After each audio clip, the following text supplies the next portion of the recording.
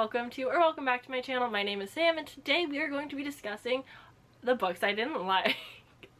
These are the worst books of 2022 and I know, like, gosh, the blasphemy. I think books are bad, but these are books that I just personally, like, did not jive with for one reason or another, and we'll be getting into it. But I do want to disclaim this video really quick that if you enjoyed any of these books, that's cool. If you didn't, that's also cool. Books are subjective. It's okay to have different opinions. I'm not attacking you personally. Great. So, we're gonna jump into this. I might have, like, a lot to say about these books. I might have, like, nothing to say about these books. It's, like, real hit or miss. But we're just gonna, like, jump into it with, like, one that I, like, despise.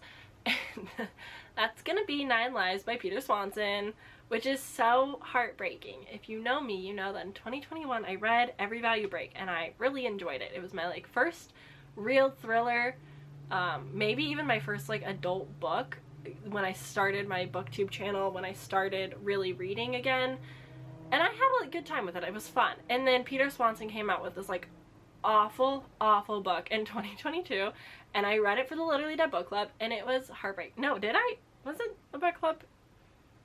Was it the book troop? I don't remember. For whatever reason, book club related, I picked up this dumb book and I knew it wasn't gonna be for me, but oh my god, it was so bad. Like, it was, like, objectively, like, not even well written. Peter Swanson, for whatever reason, was like, haha, I can use the N-word in my book. That's, like, cool. Not cool. For one. For two, so bad. Your plot twist sucked. Your whole book just sucked. I'm so sorry. This is like an Agatha Christie and then there were none, I think, retelling. I don't read Agatha Christie, I'm not really sure. But oh boy howdy, I don't like these retellings. I don't know why that was a trend this year. I refuse to read Daisy Darker because of it. I don't care if it's better. I just, like, can't put myself through it anymore. I don't want it. I don't want these retellings. I don't need them in my life. But yeah, this was bad. It was boring. It was so boring. There were so many characters. I had no connection to any of them. None of them made, like, any sense. The reasoning behind all of these deaths was actually stupid. Like, it was so dumb. It didn't make sense. I don't think it was well thought through. Yeah, this book shouldn't, like, Peter Swanson, I know, is a better author than this, and, like, it shouldn't have happened. And I would like a personal apology. Okay. This next one is kind of in similar vein, and it's Lucy Foley's The Paris Apartment. I did read this for the Literally Dead book club. I was so disappointed.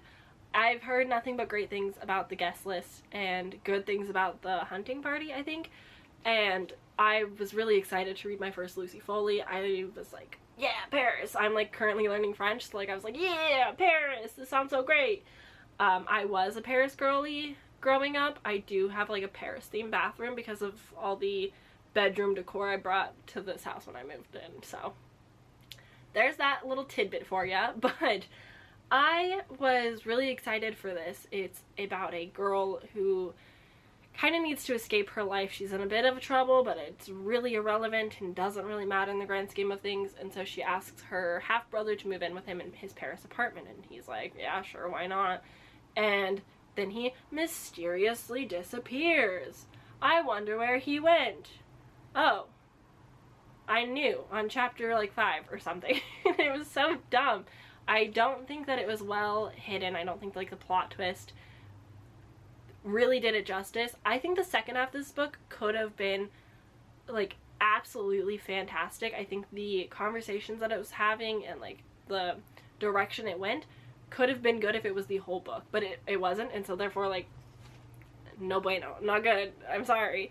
I just didn't have a fun time reading it. I barely even let myself finish it. Like, I didn't finish it in time for the live show, and I was like, am I really gonna finish the last, like, 50 pages after the live show? I did. I didn't need to. It was just, yeah, it was just disappointing. The characters were, like, very stereotypical. I just didn't, there wasn't enough, like, Paris in it for me.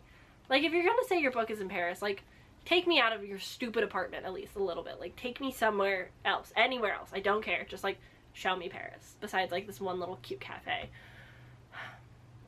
This one was so disappointing. The next one I have, it's, like, entirely personal. And it's Bluets by Maggie Nelson. It is a numbered poem, which I already don't jive with. And it's basically just talking about, like, the color blue and the feelings associated to it. It's, I believe, about her life, going through a breakup and helping one of her, like, friends who was paralyzed. And there was some good in it, but not nearly enough good to, like, make up for everything else. There were some great quotes from other people, because she was quoting, like, other people constantly throughout it. It wasn't all her own words, and I just, like, didn't get it. So yeah, partly on me. I'm sure there's, like, obviously going to be people out there that enjoy this and get it and like it, but for me it was like a slog to get through. I needed it to end so much sooner. I just was, like, reading number by number, and I was like, please end soon. And then it went on for, like, 200 and some odd number, which really upset me that it didn't end on, like, a nice, clean, even number. And I just, like, I wasn't here for it. I didn't like it. It was not fun. I didn't enjoy my experience. And, like, I walked away, gained nothing. Like, I didn't, thoughts had empty. Like, I don't remember anything from it. Number 4. Oh boy, oh boy. This is a good book. But I hated it. I'm sure everyone's experienced this, where, like, they've read, like, an objectively, like, well done book, good book, but wasn't for them. And this one was not for me. And that's The Doll Factory by Elizabeth McNeil. I can't. Oh my god, it was so bad. It wasn't even bad. That's, like, the worst part. Like, it was, like, good, but I hated every second of it. I went into it with expectations, which is so dangerous. I didn't know what to expect, but it was not what I got. I was really looking for, like, a more horror type of vibe, and all this is, like, it is, but, like, it's not, and it's, like, more historical, but, like, not in, like, a good way. Like, I didn't like it. It was not a good time. It ruined a video for me, which makes me, like, dislike it even more. That's, like, a very, like, specific to booktuber thing, but I had, like, a whole reading vlog planned, and I hated that one so bad that I was like, I'm not even reading my other book. I'm done. And I just, like, ended the video. Like, it was bad. It was very brutal. It was, like, emotionally draining to try and read, and I was listening to the audiobook. Like, it was painful for me to get through. I 1000% should have DNF'd it. I will try and get better at DNFing books that I know are not going to be for me, but, like, that one was painful to get through. And I really don't remember anything. What's it about? It's about sisters who live with their parents, and they make dolls. And one of the sister was, like, the most beautiful of the two. Everyone loved her. And then she got sick and then, like, became ugly. I don't remember what the sickness was. Like syphilis or something maybe? I don't know. And then she was ugly and had, like, a lot of resentment, and then she was supposed to, like, get married secretly. And then, like, her sister ruined that or something, and, like, they hated each other. And then, like, there's a stalker. I think, like, that's the gist. I don't really remember. But I didn't like it, so I wouldn't recommend, but, like, you might enjoy it. I would say read the Goodreads reviews, because they're accurate on both sides. There's people who agree with me and that I agree with, and then there's people that really enjoyed it, so there's that. Oh, next up, number 5, The Valkyries by Paulo Coelho. Why was this written? Genuinely, like, bad move on Paulo Coelho's part. This is, like, a semi-fictional autobiography type of deal. I don't recommend. Read The Alchemist. Stick with The Alchemist. Don't go anywhere else. This is Paulo Coelho's fictional version of his adventure to find dark magic or something. I don't remember exactly what it's called. I've honestly blocked so much of the story out. My main takeaways are Paulo Coelho treats women bad. This is weird. And that's really like all I remember from it. I listened to it on a long road trip with my partner, who also despised it more than I did. Really like mentally messed with him more so than it did me. I think like Paulo Coelho is a strong writer. I think that he writes well. I think he has a lot of like interesting things to say. But like there were just many parts that I was like, bruh, no, bad, don't do that. So yeah, that was just like not a great way to kick off my reading year. I'm gonna be honest. Like I'll never take a risk again starting off my reading year with something like could be so painfully bad. Okay, this next one I'm like kind of scared to talk about, and it's A Winter's Promise by Christelle Davos. This is like a really well-loved fantasy series. I think it's a quartet, and it was not for me. I listened to the audiobook. I comprehended nothing. I couldn't tell you what it was about. Somehow, like I gave this book my full attention. Like I wasn't like blocking it out and like doing other things and distracting myself. Like I genuinely like, was listening to it, and I would have to rewind things because I'm just like, what is going on? I had an impossible time visualizing things. The characters were super stereotypical and just flat. I could not get into it throughout the entire book. I read reviews afterwards and people were like, I loved this magical talking scarf, and I sat here like, what scarf are you talking about? Like I somehow missed the entire book, and like part of me wants to go back and try again and give it like a chance again, but I don't think I can do it to myself. I genuinely like don't think this is for me. And if you love it, I'm so happy for you. I'm so happy for you. But like no. I can't. I couldn't. I don't understand what happened to my brain whilst reading this, but like it just like fried. It's like it's stored in a filing cabinet far from the rest of my brain. Like it's gone.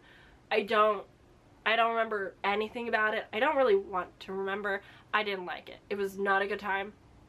You might love it though. So like I'm not saying don't read it. I'm just saying like not for me. The next book I'm gonna talk about is also like kind of a scary one to talk about, a little like controversial if you will. I did not enjoy Razorblade Tears by S.A. Cosby, and I know a lot of people do. And so if you did enjoy it, I'm happy for you. But I don't like how the whole situation was handled. This is about two dads coming together after their married gay sons got murdered in their house, who they had no relations with. They basically were like super homophobic and were like, yeah, you're not my son. And then they died and they were like, ah, yes, must make up for it by finding the killer.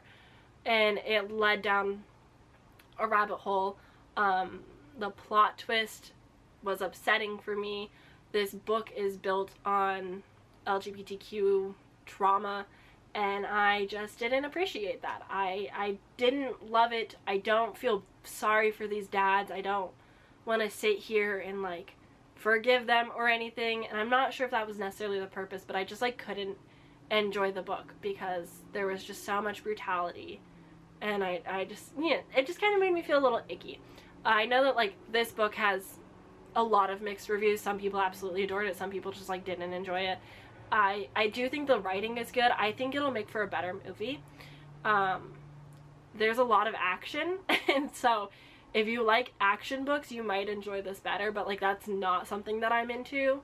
And so it was very action heavy, which makes perfect sense for the movie. Does not make sense for me reading this book. The next one I want to talk about is a classic. The next two are going to be classics, so what does that say about me? I don't know. The Invisible Man by H.G. Wells. I can't with this book. I'm gonna be honest. I think it was fine. It just like didn't work for me.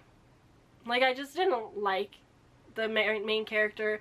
I didn't understand the motives. Like the motivations of the entire book is like my biggest issue. I just did not understand, and maybe that's because I'm not a big like classic reader. I was listening to the audiobook to like enjoy the ride a bit better, and I just like didn't. Yeah, this, like, I didn't know what I was going to get when I walked into this, but it certainly wasn't what I got, if that makes sense. Like, I didn't have expectations, but at the same time, like, I had expectations, and this was not the expectation. But I really don't have, like, a whole lot to say. In this, we are following a man who turns himself invisible and then, like, causes mayhem amongst the town. Yeah. I think, like, I have the perception of, like, Invisible Man, like, the character in Hotel Transylvania, who's, like, funny and cool, but also I really like the Invisible Man in the League of Extraordinary Gentlemen, the movie. I really enjoyed, like, his character in that, and so it just, like, wasn't the same from here, and so I think that also, like, kind of skewed things a bit. But yeah, I just didn't love it. And the other classic, which you probably know, if you're from this channel, you've been here for a while, you already know, like, my issues of the fucking picture of Dorian Gray. Here's the thing, buds. I love Oscar Wilde. I loved his writing. I loved the first chapter. I love Basil. Like, I would love to name a cat Basil because of this book. I think Basil was amazing. I liked Dorian Gray. It's very political. It's very, like, aristocratic, like, mingling with the posh people, trying to get in. It was very, like, interesting. I genuinely, though, couldn't care about the first half of this book, and this book took me a year and 1 month to read and finish. It was brutal. It was painful, but I didn't care about, like, the first half whatsoever, and then the second half, when, like, the actual, like, anomaly with Dorian Gray and this painting, like, really start kicking in, that's when I was like, yeah, this is what I'm here for. And so I definitely am excited to see an adaptation version of this. I'm not saying I'll never read this again. I'm not saying I don't like it, but I just, like, didn't get it. It has a lot of big, scary words, and as someone who already struggles with the English language, being her first language, I had to Google so many words, and it just, like, made me so slow. So I'm hoping next time, now that I have, like, full context of the story, I can go back and read it and, like, understand a bit better, comprehend better. I don't know. Bestie's not for me. But, like, we'll also try again, because I love the concept, I love the writing. I just need to, like, somehow learn Old English really quick. Maybe I'll pick up H.P. Lovecraft. I'll pick up some Lovecraft and, like, see how that goes. Alright, and this final book that I want to talk about does pain me a little bit. I have 2 special editions from book subscription boxes, one of which I will be giving away, I think to, like, a free library or something. But Only a Monster by Vanessa Len. And this happens every year. This is, like, on my worst list, but it's not, like, the worst book I've read. I rated it 3 stars. Like, it wasn't even bad. But it did make the list because I needed something to fill the 10th slot, and I couldn't think of anything. And 2, because I was so disappointed by this. I had very small amounts of clues of what was going on, but it did become, like, a bit of a time travel book, but, like, not well. And I understand they're monsters because they're taking time off people's lives to time travel, but it doesn't really scream monster to me, and this was just, like, very repetitive. But I did like the tropes in here, I guess you could say, like, we don't call them love triangles because, like, they don't like each other, but the boy that liked her and she liked him, and then the boy that doesn't like her, but, like, they like each other but they don't like each other, I think is a whack at, like, enemies to lovers. But anywho, it just was, like, disappointing, a bit flat. It didn't really inspire a lot in me. It wasn't exciting to get through. I will read the sequel, I think, but I don't have any plans of buying it. I will just, like, listen to the audiobook when it comes out. I don't want to spend my money on it unless it's, like, phenomenal, which I just don't see happening. Again, it wasn't bad. It just, like, wasn't great. It didn't make me feel a whole lot. Yeah, I just, like, I don't feel anything towards it. It was just disappointing. Like, I wanted something so much more exciting because it sounded cool. Also, like, I need to, like, put a PSA out to, like, every author. If you're going to give me a ball scene, give me the full ball scene and then have the climax chaos happen. Like, give me a taste of the ball. Don't just like show up at the ball like in a cute dress or whatever and then like go right into the bad stuff. Like, give me time to enjoy the ball. I just want to be in a ball, okay? Thank you. But yeah, this is going to be number 10 for like, I needed a slot filler mostly, but it also was just like not memorable, not great, but it is what it is. But those are all 10 books that I wanted to talk about today. Somehow this video took about the same amount as my favorites, and I felt like I had nothing to say about my favorites, which makes me so scared that like I've said nothing this whole video about these books. Or I talked too fast. Did I talk too fast? Oh no. Anyway, that's gonna be it for this video. I hope you enjoyed. Let me know if you want a tier ranking of my like worst books, like my 3 or 2, like my low rated books. If you want that and you want like further discussion on all of the like lowly rated books that I read, let me know, because I will be doing that with my highly rated 4 and 5 star books. So if you want more tier ranking stuff where I talk more in depth about each book, let me know. If not, that's cool too, and I will continue on with new content come February. But that's it for this video. Give it a thumbs up if you enjoyed. Subscribe down below if you want to see more from me. Yeah. Alright, bye!